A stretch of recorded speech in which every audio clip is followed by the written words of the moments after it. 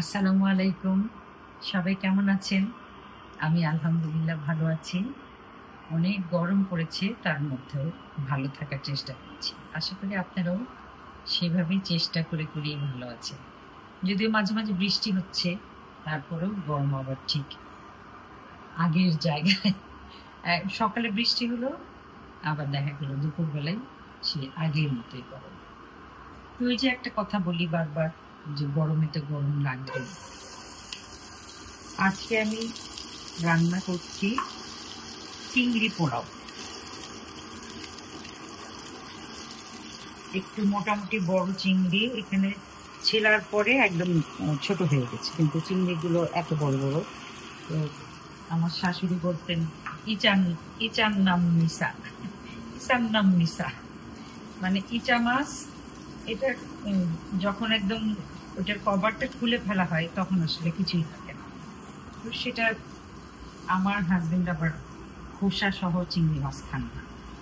কত রকম, এক একজনের এক এক রুচি। আমার মেয়ে জামাই বলে যে মানে চিংড়ি মাছের খোসাটার মধ্যে আসল মজা, মাথা এবং খোসা মচমচ করে চিবিয়ে খাবো, ওইটাই না আসল মজা। আর শ্বশুর বলে এই খোসা টোসা দিলে আমি এগুলো খাবো না। আমি তখন বুদ্ধি করি, একই একই সালুনের মধ্যে কিছু চিংড়ি মাছ আমি খোসা রাখি আর কিছু খোসা ছাড়িয়ে ফেলি। আর আমার ছেলে চিংড়ি মাছ খাই না, বলে চিংড়ি মাছ থেকে পোকা। কত রকম মত, আল্লাহ। আমার পেঁয়াজটা ভাজা হোক, তারপরে আমি আসছি। এখানে আমি একটু ঘন দুধ নিয়েছি, এই দুধে মশলাগুলো মিলাবো। আদা বাটা দিচ্ছি এই 1 চামচ মতো, জিরা বাটা 1 চা চামচ, রসুন বাটা 1 চা চামচের একটু বেশি, নুন দিচ্ছি,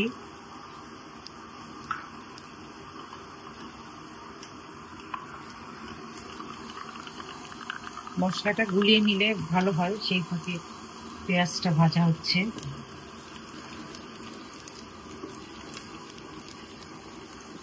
যেহেতু এটাতে আমি হলুদ দিব না, কিন্তু একটু স্বাদের জন্য সামান্য একটুখানি মরিচ ছোঁয়াবো।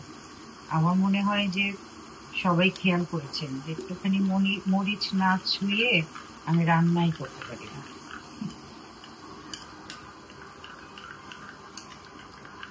মরিচ কিন্তু আমাদের বন্ধু। কাঁচামরিচে সি ভিটামিন থাকে অনেক বেশি। আর পাকা মরিচে খুব রেয়ার একটা আইটেম, যেটা আল্লাহ নিয়ামত হিসেবে দিয়েছেন, লাইকোপিন। লাইকোপিন ক্যান্সারের প্রতিষেধক যাই কিছু বলেন। আর এই গরমে লাল মরিচ আমাদের দেহ ঠান্ডা রাখে। অনেকে এই কথাটা আগেও বলেছি, আবারও আমার বলতে ভালো লাগে। অনেকে বলে যে না না না না, শুকনো মরিচ খাবো না, আলসার হবে। এই কথাটা সর্বৈব ভুল। মানে আলসার হওয়ার পরে ডাক্তার যদি আপনাকে বলে যে আপনি শুকনো মরিচ খাবেন না, টক জাতীয় জিনিস খাবেন না, কামরাঙার রস খাবেন না, এরকম ডাক্তার যখন বলবে তখন আমরা সেগুলো খাবো না। কিন্তু শুকনো মরিচ খেলে আলসার হয়। যেমন একটা কথা যে বেশি মিষ্টি খায় ওই মানুষটার ডায়াবেটিস হবে। কখনো না, যার ডায়াবেটিস হবে না সে হাজার গুড়, কেজি কেজি গুড় চিনি খেলেও কিছু হবে না। সেটা স্বাস্থ্যের জন্য খারাপ ভালো সেটা অন্য কথা, কিন্তু যখন ডায়াবেটিস হয়ে যাবে তখন আর চিনি, দুধ, কার্বোহাইড্রেট এগুলো খাওয়া যাবে না। আমি মশলাটা মোটামুটি কষানো হয়ে গেছে, এখন চিংড়ি মাছটা দিয়ে দিচ্ছি।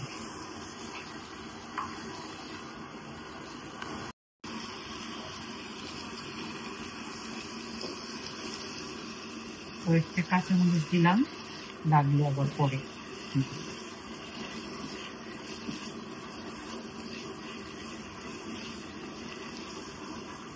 সবসময় খেয়াল রাখতে হবে যে চিংড়ি মাছই হোক আর ইচা মাছই হোক আর গলদাই হোক, অনেক বেশি রান্না করা যাবে না।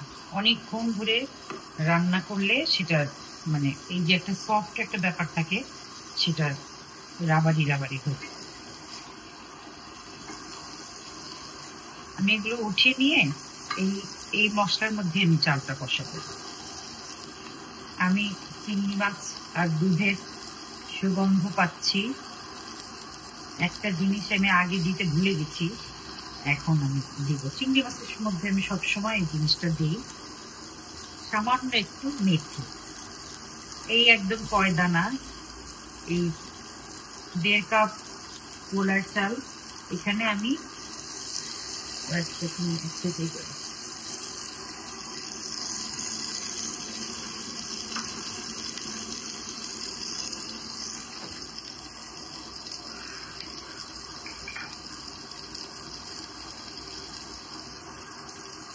দেখাই, এই যে এই কয়টা দানা মেথি দিয়ে দিলাম।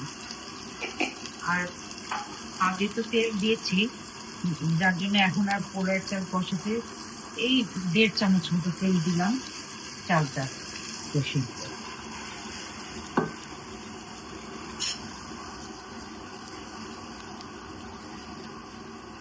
যারা অনেক ঝোল টোল খেতে পছন্দ করেন না, তারা শুধু এই চিংড়ি পোলাওটা দিয়ে ডিনার শেষ করতে পারবেন। কিন্তু যারা আবার ঝোল ছাড়া খেতে পারেন না, তাদের জন্য বা অন্য কোনো অনুষঙ্গ লাগে, তখন একটা চপ করা যেতে পারে বা চিকেনের কোনো ঝোল করা যেতে পারে। তবে চিংড়ি মাছের সাথে রোস্ট যায় না, কারণ রোস্টের মধ্যে গোলাপ জল, কেওড়া জল এগুলো থাকে, তো চিংড়ি পোলাওর সাথে ওই জিনিসটা যায় না। ইলিশ মাছ ভাজা হলে বেশি মজা লাগবে খেতে।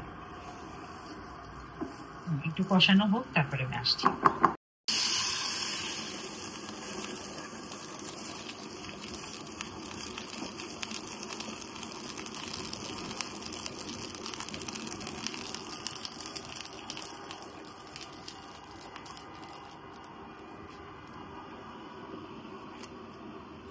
আমার এই পাতিলটা অনেক বড়, যার জন্য একদম পোলাওটা গর্তের মধ্যে পড়ে গেছে।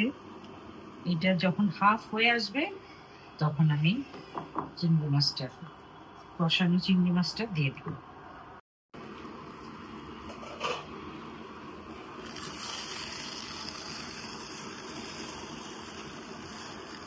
এখন আমি এটা অনেকটা হয়ে এসছে, একটুখানি নুন কম পড়েছে, একটু ছিটিয়ে দিই। চিংড়ি মাছটা দিয়ে দিচ্ছি।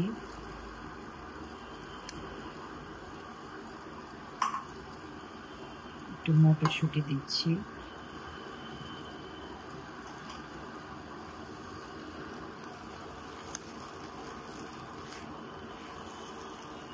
কাঁচামরিচ লাগলে দিব।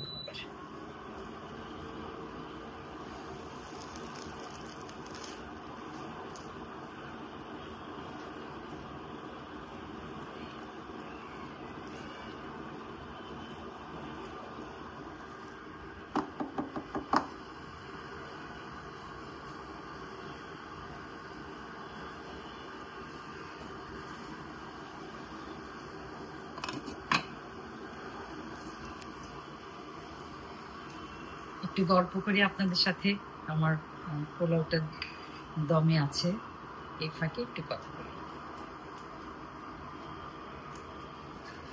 মানুষ, আমরা সবাই জানি মানুষ সামাজিক জীব, এবং মানুষের প্রধান গুণ হলো যে কোনো পরিস্থিতিতে মানিয়ে নেওয়া।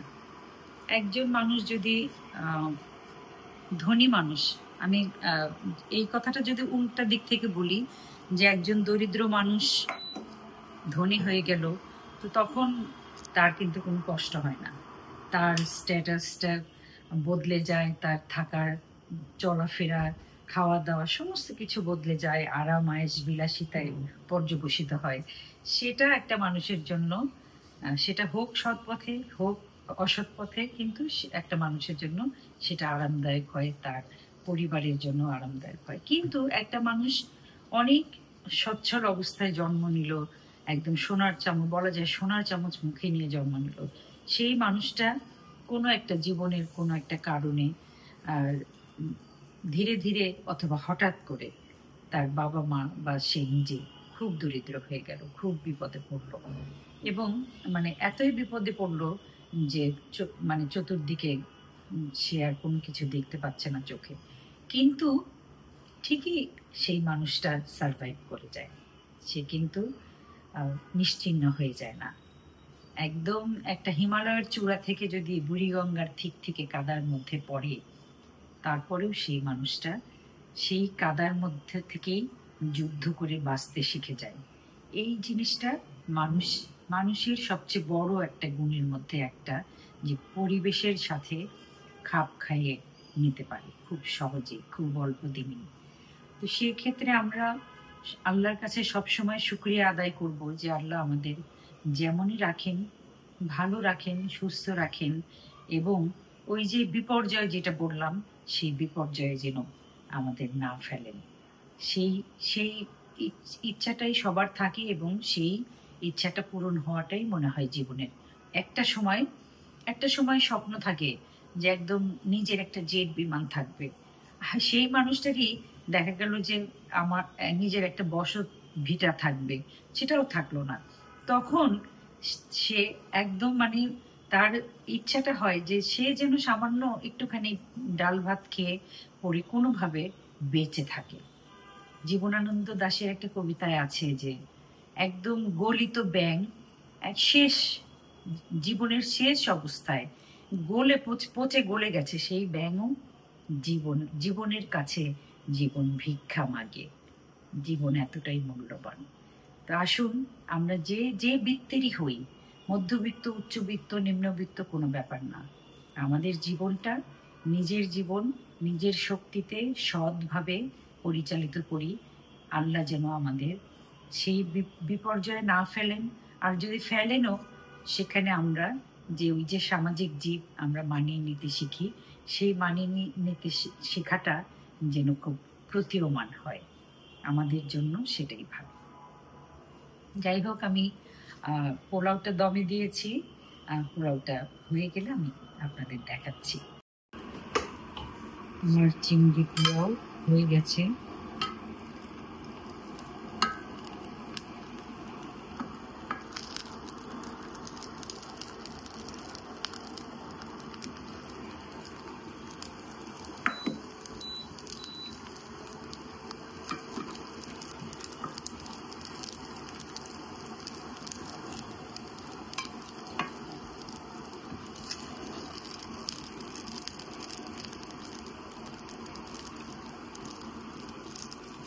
এই যে আপনারা সাক্ষী থাকলেন যে আমি 8-10টা চিংড়ি দিয়ে পোলাওটা রান্না করলাম, কিন্তু এটা যখন খাওয়া শেষ হবে তখনও দেখা যাবে 3-4টা চিংড়ি মাছ রয়ে যাবে। এরকম হলো আমার বাসার মেম্বাররা, অথচ দর্শকরা আমাকে বলে কিনা আমি কিপটা। এই যে হয়ে গেল মজাদার চিংড়ি পোলাও। এটার সাথে ইলিশ মাছ ভাজা হলে, মচমচে ভাজা হলে খুব ভালো হয়। এটার সাথে গোস্ত খুব একটা যায় না। তারপর আবার এমনিও খাওয়া যায়। আর যদি এটার মধ্যে আমি একটুখানি সবজি টবজি দিই, তাহলে সেটা ফ্রাইড রাইস হয়ে যায়, মানে চিংড়ি পোলাও হয় না। তো আমি আবারও বলি, আমি আপনাদের কাউকে রান্না শেখাই না, সবাই আজকাল এক্সপার্ট। মায়েরা তো এক্সপার্ট বটেই, খালামণিরাও এক্সপার্ট, আবার নতুন নতুন যারা সংসার করছে তারা আমাদের শ্রদ্ধেয় সিদ্দিকা কবির আপার বই দেখে এবং ইউটিউব দেখে তারা সবাই অনেক কিছু জানে। বিদেশি অনেক রান্না, অনেক কিছু পাওয়া যায়। আমি আসলে সত্যিকার অর্থে আপনাদের সাথে কথা বলার উসিলা খুঁজে এই কাজটা হাতে নিয়েছি। তো যাই হোক, রান্না করে খাবেন এবং অবশ্যই ঘরের খাবার খাবেন। আল্লাহ আপনাদের সবাইকে ভালো রাখুক। আর আমি কখনো বলবো না আমার কনক চাপার পাকঘর সাবস্ক্রাইব করুন। আসসালামু আলাইকুম।